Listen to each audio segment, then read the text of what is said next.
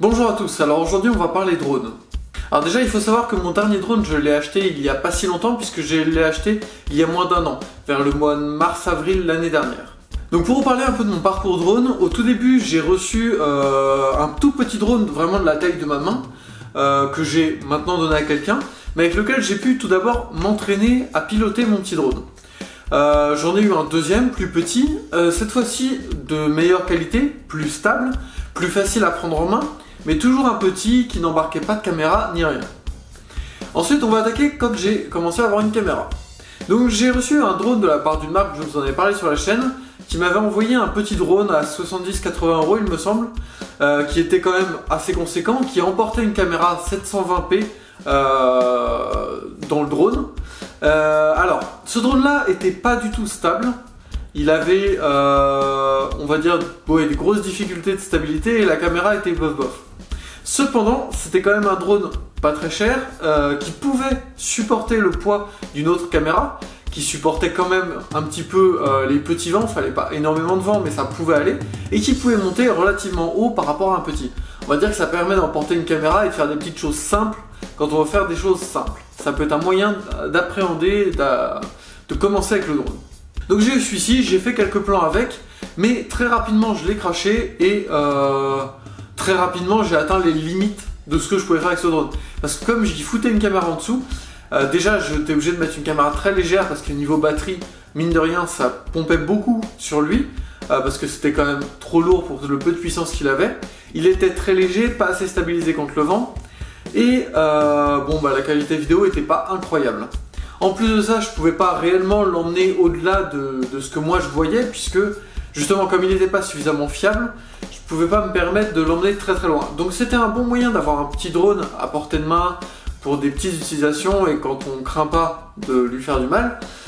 C'était sympa, c'était un bon début, ça m'a permis de beaucoup apprendre, mais c'était pas pour moi le drone qui m'a permis de travailler avec un drone.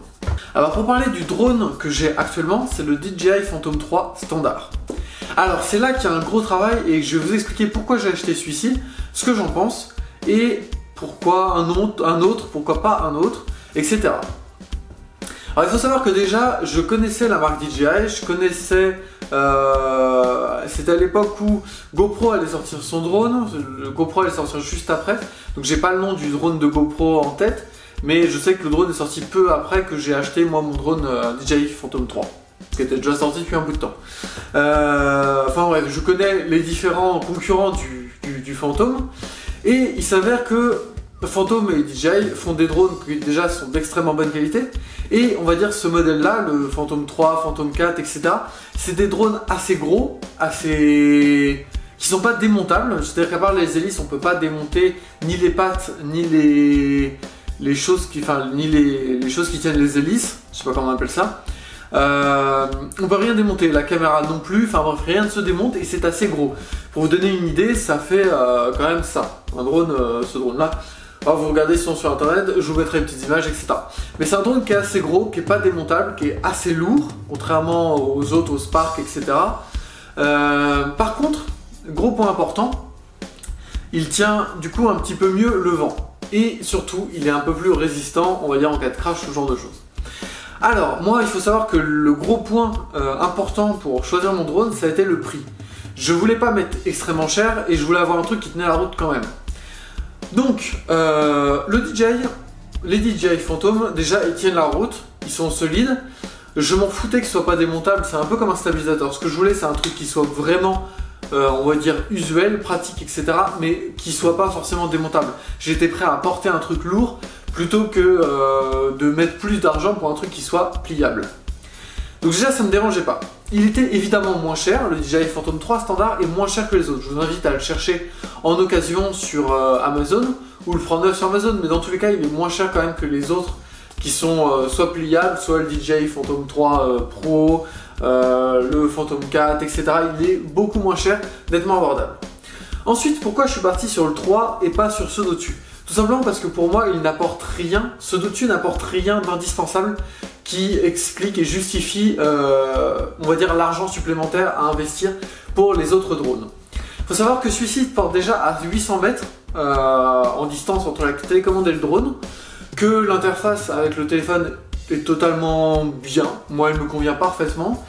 Il faut savoir qu'il filme en 2,7K, donc pareil, rien à redire. 30 fps, enfin bref les trucs de base, je ne saurais pas vous donner les specs exacts, mais vous les trouverez facilement sur internet, c'est pas l'idée. Mais en gros, en fait il vous offre tout ce que vous pouvez avoir besoin. Il a une sécurité qui fait que si vous perdez le signal, il remonte à une certaine hauteur et revient à son point de départ. Il est géolocalisé, etc. Il est stabilisé, sa caméra est stabilisée, etc. Enfin bref, tout. Alors la différence avec le 4 et ceux d'au-dessus, ou les autres, c'est tout simplement qu'ils ont des plus grandes portées souvent. Donc 2 km, 5 km, j'ai jamais eu besoin de ça, même pour des stations pro ou filmer de très loin des bâtiments abandonnés, parce qu'on part rarement, enfin je veux dire on est inquiet déjà quand on emmène notre drone à 500 mètres, c'est quand même un billet un billet de je sais pas combien de centaines d'euros qui vole, donc on n'a pas envie qu'il se crache. Donc l'emmener à 5 km par rapport à là où on a notre télécommande et où on est nous, c'est pas, à part si on y est obligé, on a très sincèrement pas du tout envie de voir ce petit billet s'en aller au loin et ne pas le voir et juste avoir le retour qui est dans la télécommande. Donc voilà, ceux d'au-dessus permettent d'aller plus loin, ils permettent d'aller plus vite, c'est-à-dire que leur vitesse de déplacement est supérieure. Pareil, quelle utilité réelle? Je veux dire, à part pour le mec peut-être qui filme des courses automobiles, je comprends pas vraiment l'intérêt de payer 400 balles de plus un drone pour ça. Donc voilà, c'est plein de raisons, il y a quelques options en plus, quelques capteurs en plus, c'est pareil, j'avais pas envie de payer 400 balles pour des capteurs de proximité. Je veux dire, le drone, je le regarde, je fais extrêmement attention, si j'en prends soin, bon bah voilà, ça fait partie du travail et je préfère en prendre vraiment soin plutôt que de payer 400 € de plus pour avoir un capteur qui m'empêchera peut-être même pas de le cracher. Alors, voilà, en plus pour vous dire au niveau quand même de la géolocalisation, il est très bien fait. Il vous indique les zones, autorisation de vol, il sait où vous êtes, il est capable de vous suivre, il est capable de revenir à son point de départ si vous lui demandez, il est capable de faire un décollage automatique, enfin plein de choses que je ne fais pas. Le décollage je le fais en manuel, l'atterrissage pareil je le fais en manuel, je ramène tout, enfin je fais beaucoup de choses en manuel, mais il faut savoir que le drone est quand même suffisamment puissant et suffisamment bon pour avoir toutes ces options là. Donc voilà. Petite chose, si vous partez sur ce drone ou sur un autre, pensez à les calibrer si vous changez d'endroit. Je vous parle de ça parce que j'ai eu une petite mésaventure il n'y a pas très longtemps. J'avais oublié de le calibrer et sachant que je bouge beaucoup dans la France, j'ai été très loin de l'endroit où je l'avais calibré avant. Ce qui fait que j'ai eu une petite déviance et que je me suis rapproché très proche des arbres. Bon, voilà, petite notion, pensez à calibrer vos drones si vous changez d'endroit où vous allez filmer. Bref, pour moi le DJI Phantom 3 c'est vraiment le très bon compromis, pas besoin de 4K puisque de toute façon c'est une image drone qui est très stable. Déjà de la 2,7K vous pouvez couper 2 fois dedans avant de retrouver une image en 1080p et encore même la 1080p si vous coupez un tout petit peu dedans ça se verra pas des masses.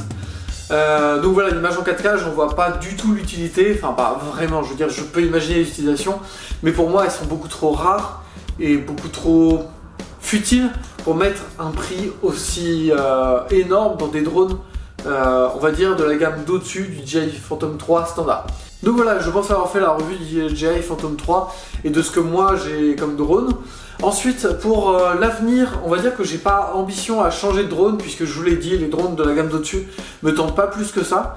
Il n'y a pas vraiment de nouvelle technologie qui est en train de se développer, à part le fait que c'est, on va dire, les gammes montent, les drones sont capables de faire des qualités vidéo supérieures. Pour moi, il n'y a pas de réel besoin pour le moment d'évoluer en drone, je compte rester sur le DJI Phantom 3. Par contre, point important, j'ai parlé de petits drones au début. Alors le drone intermédiaire, je vous y encourage pas spécialement à partir là-dessus. Par contre, si vous achetez un gros drone, achetez un tout petit avant, un truc de merde à 5-10 €. Il sera pas stabilisé, il sera vraiment pourri, il contrera pas le vent, etc. Par contre, il sera tellement pourri que vous allez apprendre à le manipuler et à faire des trucs de ouf avec, malgré le fait qu'il soit pas stable du tout. Et donc si vous arrivez à manipuler un petit drone avec du vent qui est pas stable, un drone avec des capteurs qui est capable de se stabiliser tout seul, avec un bon retour caméra, avec tout, ce sera les doigts dans le nez que vous manipulerez votre drone, on va dire, qui est vraiment puissant. Voilà, je pense avoir fait le tour de toutes ces histoires de drones.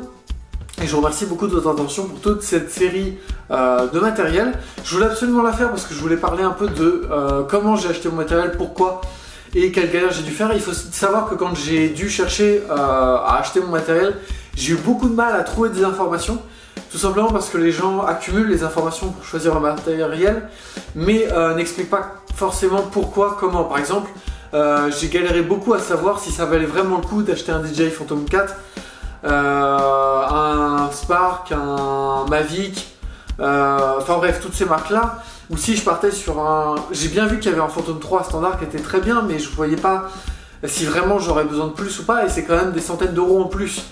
Donc voilà, je vous fais cette petite review qui parle d'un peu toutes les gammes de drones, parce que pour moi c'est ce qu'il faut savoir, c'est savoir faire la différence entre toutes les gammes de matériel qui existent, pourquoi on évolue, comment, qu'est-ce qui permet d'accumuler de l'expérience. Et surtout sur internet vous trouverez assez rarement des gens qui vous parlent dans la même vidéo et de matériel, par exemple le DJI Phantom 4, le dernier sorti, qui va vous comparer à le DJI Phantom 3 standard, parce que, ou le Spark ou le Mavic, parce que c'est des drones tellement éloignés au niveau des gammes et au niveau des prix que les gens ne pensent pas forcément à les comparer. Donc vous trouverez quelques comparaisons, mais vraiment très peu, même en anglais. Donc voilà, je trouvais important de faire ces vidéos où je vous parle un peu de tout le matériel en vous comparant pas que du matériel qui est de la même gamme, afin que vous sachiez si c'est vraiment utile ou pas de passer sur la gamme au-dessus en fonction de vos besoins. Donc voilà, je pense avoir fait le tour, je vous ai parlé de plein de matos. Alors j'ai d'autres choses dont j'aimerais vous parler, mais j'ai pas monté les vidéos tout simplement. Il s'agit de par exemple le matériel lumière, mes accessoires en urbex, etc. Parce que je me suis dit que ça vous intéresserait pas forcément, donc je vous invite à me demander si vraiment ça vous intéresse. Mais je pense pas les faire, très sincèrement, à part si c'est vraiment demandé. Et après pour la suite du matos, je vous tiendrai au courant, je ferai peut-être une autre review si un jour on atteint les 1000 abonnés, qui sait. Mon matos aura peut-être évolué d'ici là, je sais pas. Mais bon, je vous tiendrai au courant de toute façon. Sur ma page Facebook, je continuerai à publier mon matériel. Donc voilà, je vous remercie beaucoup pour votre attention sur cette semaine à thème et je vous dis à très bientôt. Salut!